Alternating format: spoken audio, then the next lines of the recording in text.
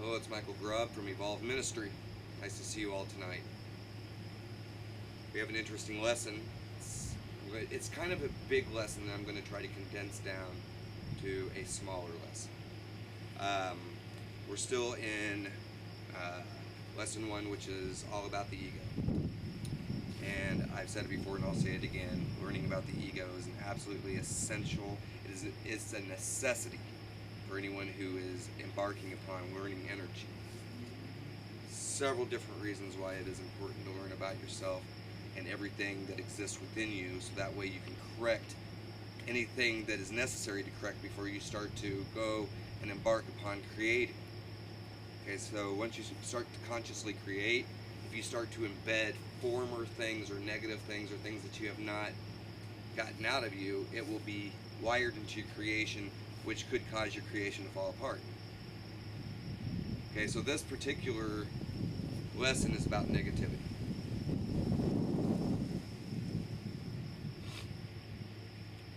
Negativity spans across many modalities when it comes to how many categories that it can come from. Okay, there's many reasons why negativity exists, and there's no one route to the problem, unless of course you just take it directly back to the ego, the idea that the ego tries to exert control. Now typically where negativity spawns from is usually wired to your own personal preferences. There's a whole lot of things that you can end up doing that can create you being a negative person. So if you watch, let's go through a few things, and they're all going to be really random, but I notice that most people who typically tend to watch horror movies, okay, lots of horror movies, tend to be quite negative people. Okay, there's a certain resonance and a vibration that those movies give off, and then once you start watching it over and over and over again, you're getting certain images locked into your mind, to your soul. Okay, those things are playing themselves out within your system, and oftentimes they give off really nasty, dirty vibrations. Okay, oftentimes a person can feel, especially if a person is tapped in, they can truly see when a person is emanating from a vibration that they actually were soaking in for a while, and that's what those movies do to you, is they soak you in a vibration. It's pretty ugly stuff, okay? I noticed that people who tend to listen to a lot of metal, they tend to be pretty negative people. I mean, the vibration of metal is pretty abrasive, it's aggressive, rough-edged. Sometimes the lyrics are really, really brutal, sometimes they're not. Sometimes they actually have really good messages, but within those messages there's a lot of angst and aggression. And so you go to one of the shows and you watch people literally beat on each other in circular fashion. They're all going in little cycles, and they're beating on each other. Call it slam dancing, or they call it moshing, whatever. I used to do it myself, and I realize now, looking back, and what I was participating in, that in fact it was a lower vibration. We're all aggressively knocking each other out and then picking each other up so we can do it again and again and again and again and again. That's the fun of a metal show. Now there's other reasons, of course, circumstances in people's lives. Any number of circumstances can lead to it. A person is beaten, if a person is bullied, if a person has had, well, any number of bad occurrences which have lasting effects upon the mind. Okay? And so if a person really thinks about those things all the time, they have not forgiven people and they have not moved on, then they emanate a certain vibration. Okay? They're emanating negativity. And the fact is, the act of forgiveness and the act of coming to terms with those things are the things that allow us to let go. So, negativity is spawned by so many things. It also comes from those who have serious control issues, deep-seated control issues. And many of those issues come up because, of course, the person felt in their lives at some point or another a lack of control, which scared them so deeply that they decided that they'd never feel anything like that again. And so their approach, many people's approach to that, is to be the aggressor instead of the aggressee. That's the way to handle it. Obviously, it's not the way to handle it. I've seen a lot of tragedies due to having a mentality like that, more than I can count.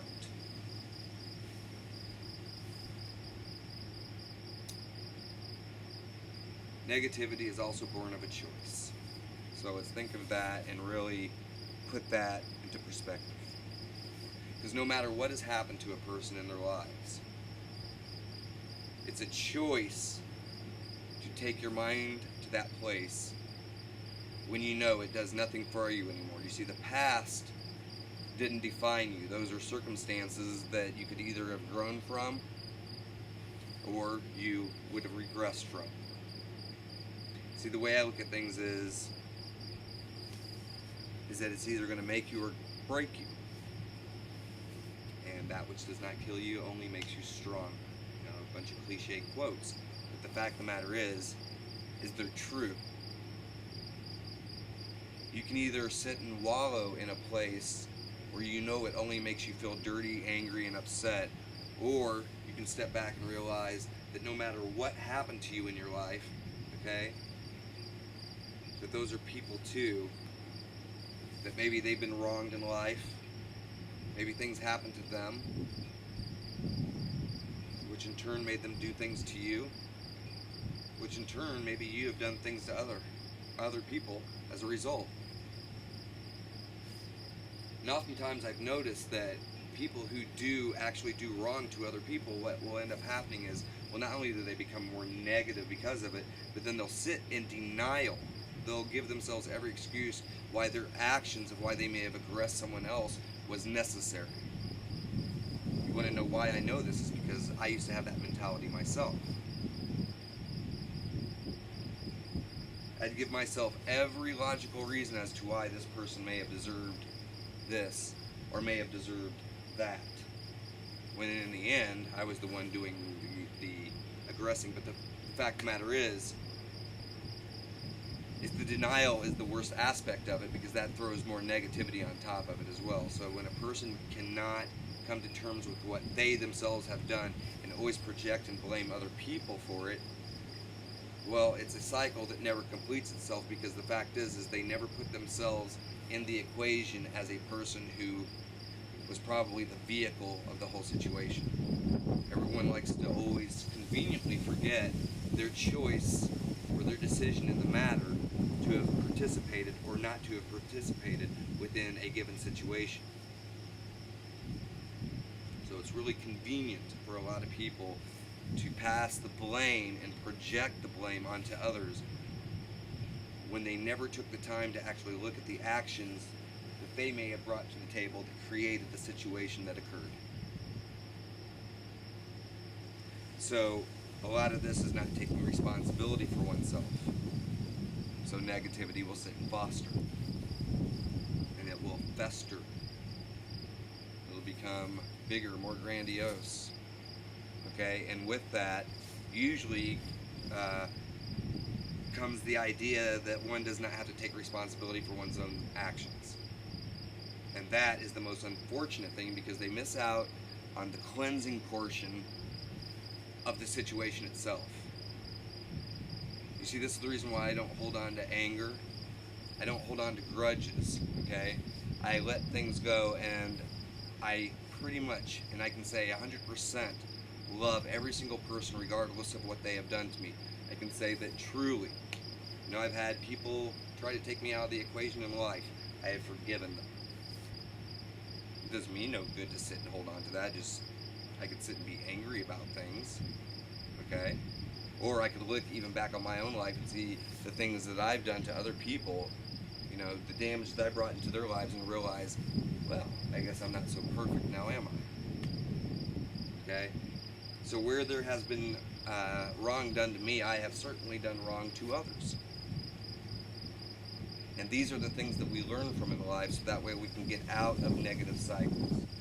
You have to take that and learn from it. If you never learn, if you never evolve, and if you never get out of those cycles, then you get stuck in the same rut. It just stays the same thing, never-ending, repeating thing. You have to step outside of everything that this entails. For some reason, some people even actually get comfortable in those cycles. There's some girls that I know, and guys the same way, they intentionally, for some reason, they just go and pick bad partners every single time. And they look for the same traits in their partners every single time, knowing that those traits are the very things that causes the relationship to fail. But they refuse to do anything different. You see, the first time, and I've said this before, and it's nothing new, but the first time that you do something that's a mistake, if something falls apart, that is a mistake, and you go, look at it, you dissect it, I understand why that happened, it'll never happen again. But if you do it again, that is a choice, especially if you know the outcome before you do it. That is the biggest aspect of all of it, is the people who actually know the outcome of their choices.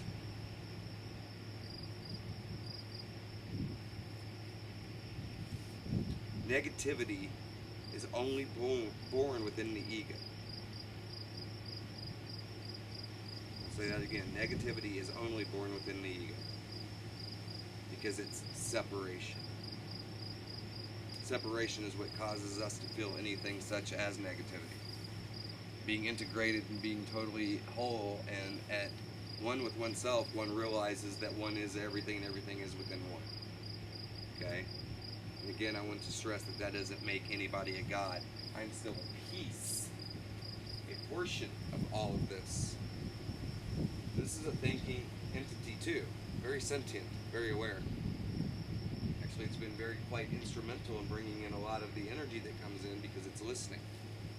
So when I make a point that it's really especially happy with or agrees with, it lets everyone know. Sometimes I move my hands up and it will bring stuff in, okay? But that's not what I'm actually trying to achieve here. I'm actually trying to achieve information. So this has been doing most of the work. And letting the audience here know what to look for while I'm speaking. In a second, I'll actually take the camera around out here and show you that there are no fans. There is a big, massive air conditioner way over there, but it has no effect over here. So, negativity is also born from uncertainty within oneself. When one is certain about oneself, and when one is again connected to the all and at one, there's no reason to fear anything. Negativity is also born typically from fear. That's the reason why people have control issues to begin with. This is the reason why people try to dominate or hurt one another, is out of fearful purposes.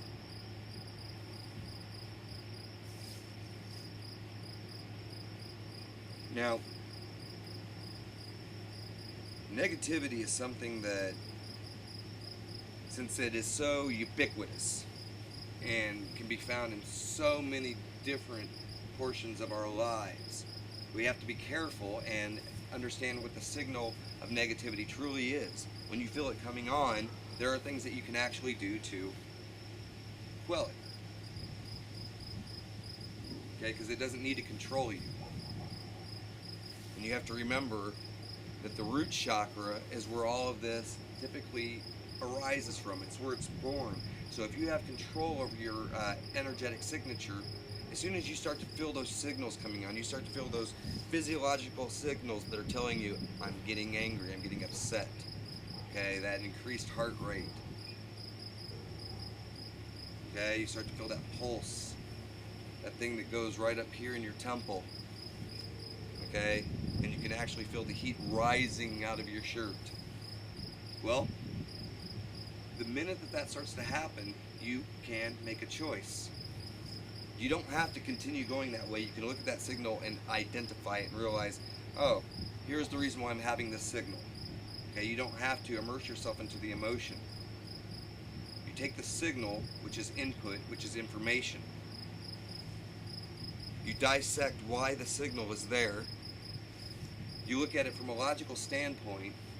You bypass the emotion, because the emotion is the only thing there. The emotion is what tells you the resonance of that signal and why that signal exists for that moment.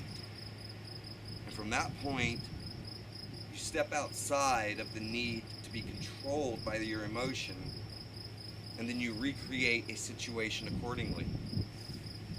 This is the reason why you learn self-mastery and learn how to use your energy. Okay? Because a very logical and grounded mind, okay, can look at a situation and see every single angle.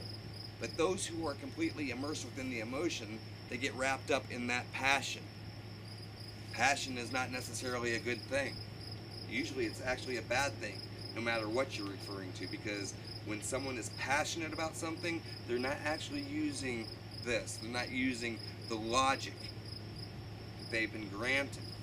Passion indicates something that they love so much that the love of that actually compels and controls them into doing things.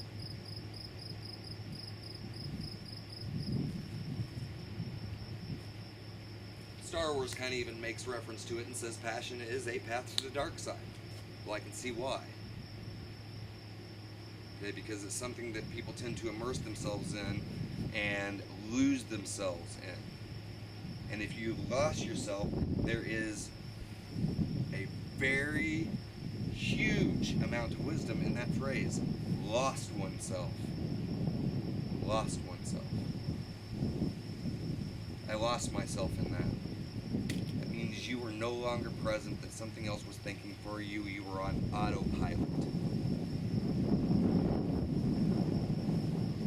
So, keep in mind that all of this is born from the same thing. Again, it comes back down to ego. The ego is that autopilot program. The very thing that connects us back into our most primal functions: fight, flight, reptilian mindset, procreate, hibernate. You don't hibernate anymore. You should. But we're too busy slaving away for the system to do that anymore. So, negativity. You've been actually given a quotient of how to beat it. All these things are all around us are signals. See this? All this energy, a signal. It's just a signal.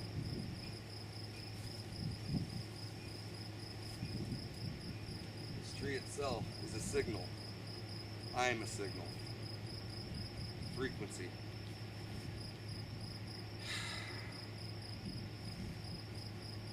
So, what dictates your resonance is the knowledge and how you apply it. Whether you choose the negative or the positive path, remember, is always literally a choice. Don't lose yourself in anything, because that's when the thought process goes out the window and then you're really acting on instinct. Anything can happen. Take it from a former bar bouncer. That's what I was. Okay, I used to be a boxer, kickboxer, did cage fighting stuff, taught cage fighters for a while at Indiana University. Had a pretty successful club for a while, and I can tell you,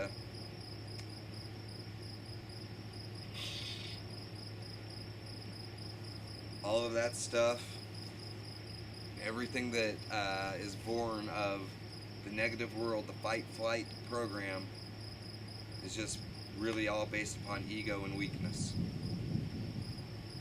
That's the unfortunate aspect of all of it, because I wasted that amount of time. I did learn how to defend myself. That's good. Learned how to defend myself quite well, but other than that, we've all all the stuff that I've seen and all the stuff that I participated in, it did make me smarter. It did make me more wise, and it made me more aware of my surroundings. That's for sure. But I can't say that it sculpted me to be a better human being. Maybe it did. Maybe because I immersed myself in so much negativity that I finally went to the positive. But I personally would have just rather have skipped right to the positive.